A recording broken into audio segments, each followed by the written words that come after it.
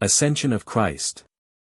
The time of my visual existence for people on earth came to an end when I ascended to heaven. For I had fulfilled the mission as a human being and finally gave my disciples and those who believed in me as the Son of God a last sign which should strengthen their faith. I showed myself to them once more and demonstrated to them my divinity by way of visibly ascending to heaven, which they were only allowed to observe due to their strength of faith and which, in turn, should provide them with great strength for their further mission, to proclaim me and my gospel throughout the world. No evidence can be provided for my ascension either, and yet it took place before the eyes of those who were completely devoted to me. For my ascension no longer compelled them into believing, they had recognized me and no longer doubted anything, but they had also been initiated into the most profound knowledge by me, and therefore I was able to ascend before their eyes as a last sign of my might and glory, which occurred and could occur visibly because I gave my own exceptional strength for this experience. However, it was only a process which will be experienced by every soul that perfects itself on earth once it leaves its body and then enters spiritual realms in radiant light which, however, will remain concealed from the human eye. But it glides up into the kingdom which is its true home.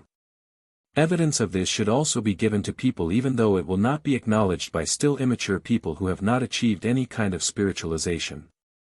The ascension of Jesus will remain a myth to people as long as they have not penetrated spiritual knowledge, because something unusual had taken place which in fact only my followers were allowed to experience. However, it will no longer be doubted as soon as the human being's soul has acquired a certain degree of maturity where nothing will be disbelieved anymore due to the realization that nothing is impossible to God. With Jesus' ascension the act of salvation was concluded. I had descended to earth and returned to my kingdom again which I nevertheless had never left, for I was and am everywhere, but I had taken abode in a human form so as to be visible to you humans, and therefore I also ascended visibly again in order to then always and forever remain visible to everything I created for the sake of its beatitude. My own stayed behind and felt lonely and abandoned as I disappeared from their sight, yet they were imbued by my spirit and clearly recognized their mission now, and they felt impelled by the Spirit to carry out the task with which I sent them to all nations on earth. For this reason, I let them experience the extraordinary event which was the final miracle on earth that completed my earthly progress. For they needed much strengthening of faith since their contact with me had, after all, resulted in a certain amount of dependence which they still had to overcome, and thus every one of my disciples time and again was able to recollect the final events in order to then do my will with wholehearted enthusiasm. Yet I remained with them in spirit, and throughout their activity for me they were frequently allowed to hear my words which revealed my presence to them, so that their love for me grew ever deeper and thus their knowledge increased to the same extent, and with it their ability to work for me.